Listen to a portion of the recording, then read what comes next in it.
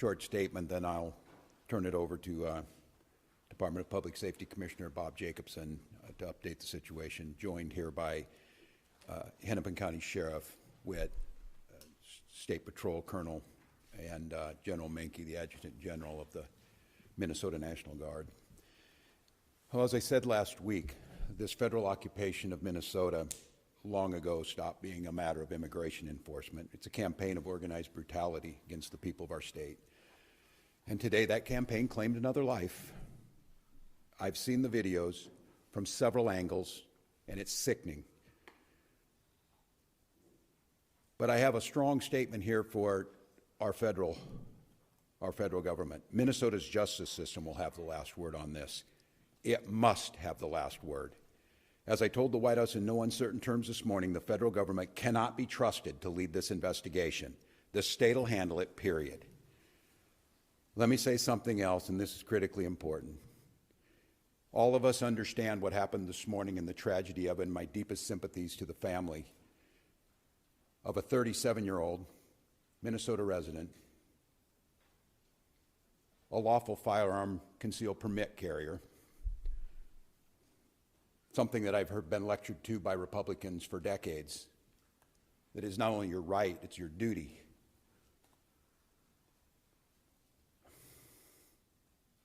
We know that the potential to further inflame tensions is high, and to Minnesotans, there's a difference. We want calm and peace and normalcy back to our lives.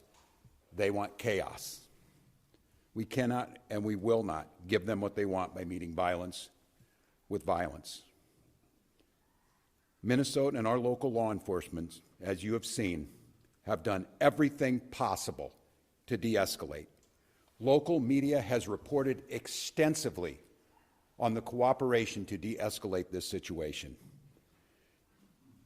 Donald Trump, I call on you once again, remove this force from Minnesota. They are sowing chaos and violence.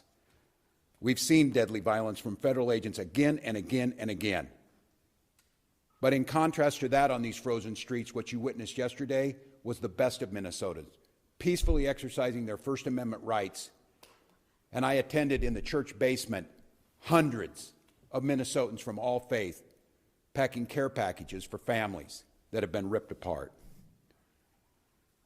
Despite the horrific acts by this federal government, Minnesotans are standing up for the rule of law. They're protesting loudly and urgently, but peacefully. It must stay that way, Minnesota. Minnesotans are witnessing, and we're creating a log of evidence for the future prosecution of ICE agents and officials responsible for this. They're helping their neighbors. They're walking their kids to school. They're feeding families. I salute their courage and their restraint, and I call on all Americans to see the decency that this state is exhibiting and the horrific cruelty, unprofessional, absolute abomination that is passing for what these ICE agents are doing on our streets. They think they can provoke us into abandoning our values. Well, they're dead wrong. We'll keep the peace, we'll secure the justice with our neighbors, and we'll see this occupation ends. Minnesotans and Minnesota law enforcement that continuously is being denigrated by this administration will continue to be the adults in the room, the professionals in the room, the decent human beings in the room that will keep the peace. With this, I'd like to turn it over to Department of Public Safety Commissioner Bob Jacobson to update you on the situation as we know it. Thanks, Bob.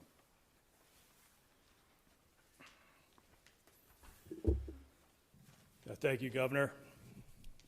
I'm Bob Jacobson, Commissioner of Public Safety for the Department of Public Safety, and again, it's my honor to serve in that position. A man was shot and killed this morning in Minneapolis. I want to pause and remember what cannot get lost in this moment. A man died. His family and friends are feeling unimaginable heartbreak and trauma. And I know Minnesotans and I know our community will rally around this man's family and friends to support him. I also understand clearly that people are upset. They're scared, they're confused, and I want to assure you that this state's public safety officials and our local law enforcement partners are doing everything in our power to get answers, to help return a sense of normalcy back to our communities. You have the right to demonstrate peacefully. We recognize that demonstrations are often driven by strong emotions, beliefs, and a desire to be heard. But please, please remain peaceful. And I want to say it again because it is important and it is critical. Peacefully demonstrate. By doing so, you help local authorities to get answers. You help us to do our investigations. By remaining peaceful, you help ensure nobody else may be killed or injured. The thousands and thousands of people who gathered yesterday in Minneapolis prove that Minnesotans can make their voices heard peacefully, and they can do so without violence, and they can do so without destruction. And state resources are available and ready to support our local law enforcement partners as requested. And those resources include the Minnesota State Patrol, the Bureau of Criminal Apprehension, and the Minnesota National Guard. With that, we'll stand for questions. Ken Riddle with Carolyn. Governor, you've made this request before. Is there any reason to believe that it will be answered differently? Have you had any conversations with the president, with the federal government, and is there any indication that they are going to pull out or back down? Well, I spoke twice this morning, shortly after I received the call of this shooting. I spoke with the President's Chief of Staff, and first request was to get her people out of there, to get these federal agents out of there. They were going to cause more chaos.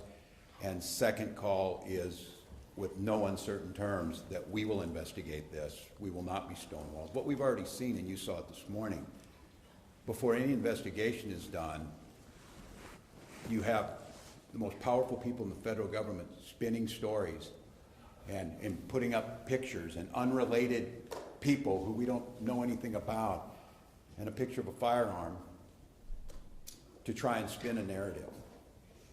And I ask Americans, this will end when enough Americans say this will end. Do I have any confidence Donald Trump will do the right thing? No, I don't have a lot of confidence Donald Trump will do the right thing. I do have a lot of confidence that the majority of the American people will do the right thing. And I think there cannot be very many people across this country looking right now, after all the reporting that's been done, after everything that's been said, under the pretense that they are here about immigration reform, and quit referring to these people as law enforcement. They are not law enforcement. We have law enforcement who do an incredible job. And to listen to Greg Bovino denigrate the work of our people who are out there cleaning up their mess, no, I don't have a lot of confidence that he himself will do it. But here's what I do have confidence in. There's a whole lot of Republicans, for whatever reason, cannot find their spine. But they might find the ability to know that they're not going to win another election as long as they live, unless they stand up for what's right, and stand up for the rule of law, and stand up for human decency, and that's the moment. So then, just a follow-up, because then if that is not the case, what are the people of Minnesota supposed to do who are in the middle right now? Because if they do Stonewall, and you're trying to investigate, is that forcing? Yeah, no, it's a good question. And look, I speaking to the people of Minnesota right now, I hear that scream from you, and I'll continue to plead and ask you for peace. And I know the answer is, you ask us for peace and we give it, and we get shot in the face on the streets coming out of a donut shop. We cannot give them what they want. I don't know how to say this in so many terms, to watch the madness that we've witnessed over this last week coming out of the White House and what it's doing here.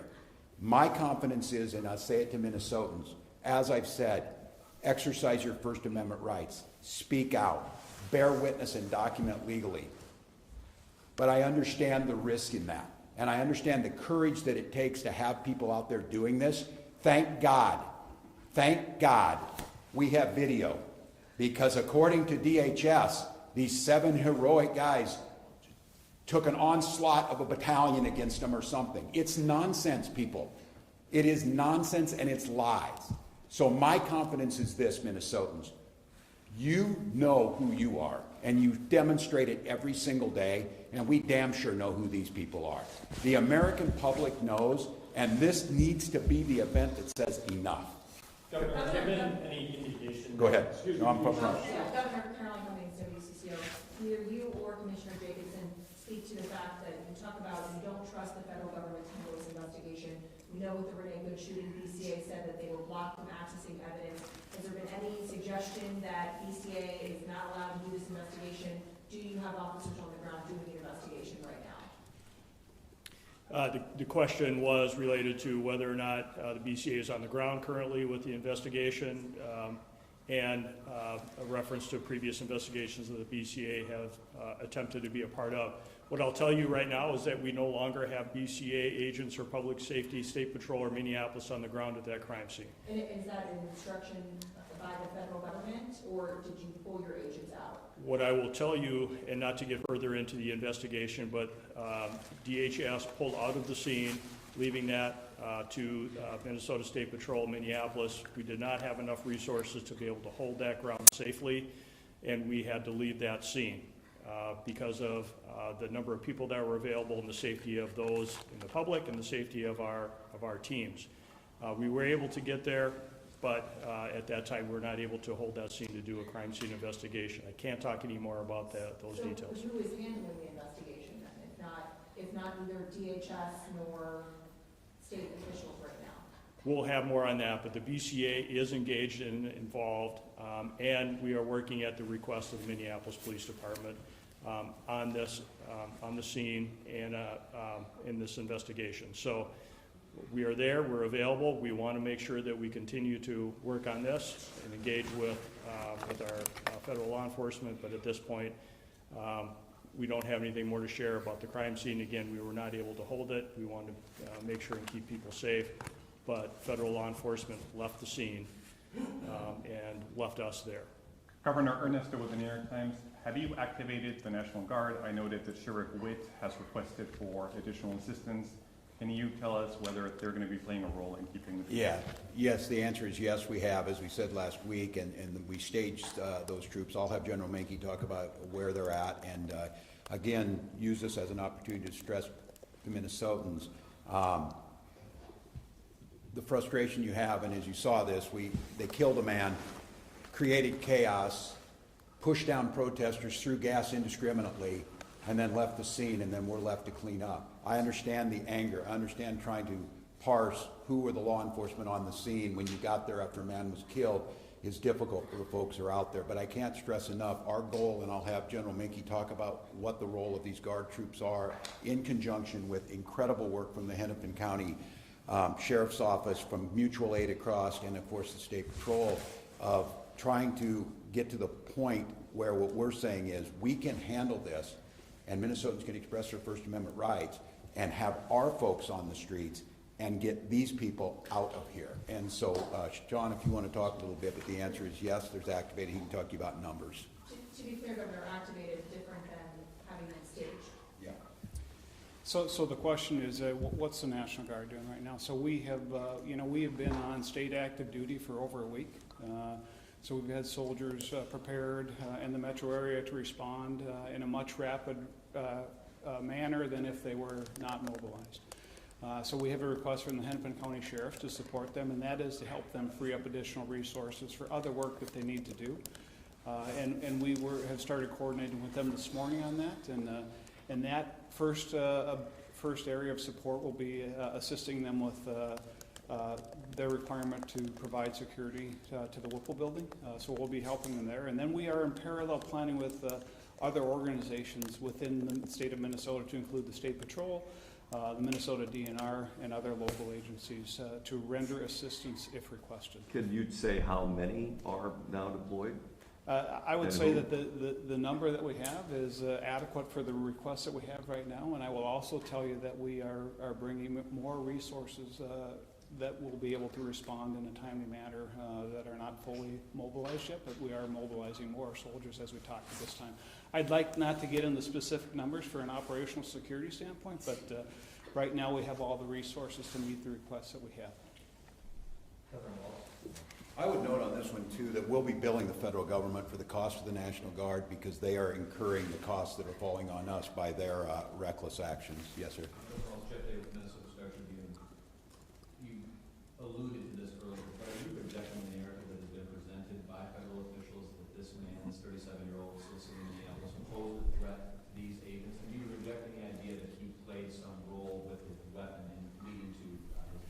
I'm rejecting the rush to judgment within 15 minutes of this, which they did last time. That's why you need to have a fair investigation. And that's why a video can show one thing, but what happened beforehand. But they already will slander this individual. They've already made this the case. And I will just say, you will all start to see it, and some of you probably have. There's multiple angles of this. And I'll go back to what we talked about before. They're telling you not to trust your eyes and ears, not to trust the facts that you're seeing in front of them.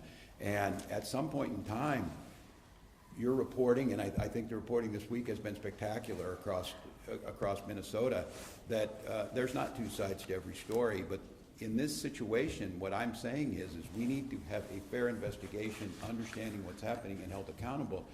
We continue to hear, and we heard it from the Vice President, that these folks can do whatever they want. They can have full immunity. And what I'm telling you is they will not. There will be justice to Minnesotans. Continue to gather the information. So I won't say where it is, because I think it's irresponsible to make that judgment. But what I see with my eyes and what you're going to see with your eyes makes that pretty hard to believe. And I would imagine as a federal officer, they would have come out and sounded like these professionals sound and say, we need to gather the information, we need to gather all the facts, we need to put them forward, and then we can make some informed decision based on the fact. They've written the narrative already. And the audacity to critique the police chief of Minneapolis after what work that those heroic officers are trying to do, and to be critiqued by this guy, I mean, I don't know, I've said it a lot, but America, as you're listening, enough is enough. Enough is enough of this. End this. End this. And we see them moving to Maine. If you're in Boston, you're in Chicago, you're in Philly, you're in Miami, it doesn't matter. We can't live like this. Our children are in trauma. A 5-year-old, you saw the picture, the bunny hat and the Spider-Man.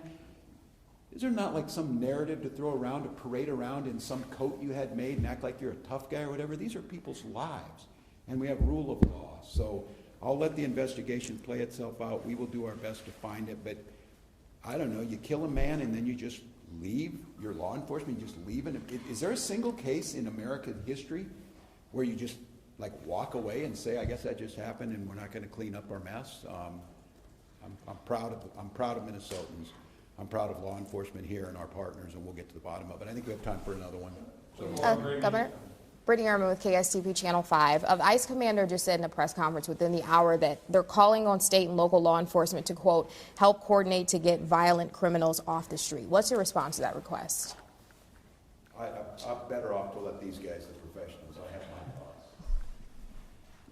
So the question was, what are we doing to assist federal law enforcement on getting violent criminals off the street, if I understand the question? So yes, Greg Bovino said that in a press conference. He was calling on state and local law enforcement. So what is your response to that request? State and local law enforcement are always ready and willing and able to arrest violent offenders. We do not stand down from that, no matter where we get that information from. If there are violent offenders or violent criminals or violent crimes, we will investigate and we'll bring those to justice.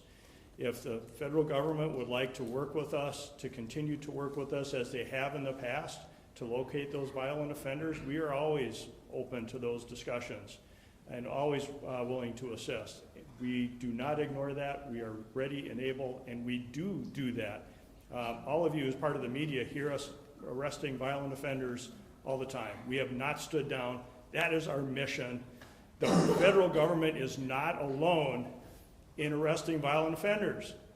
State and local law enforcement does that every day at great risk to their life, at great risk to the community. We do it because we want a safe Minnesota, and the federal government is not the only one to do that. One more. Thank you. Thank you. Thank you. Thank you. Thank you. Thank you.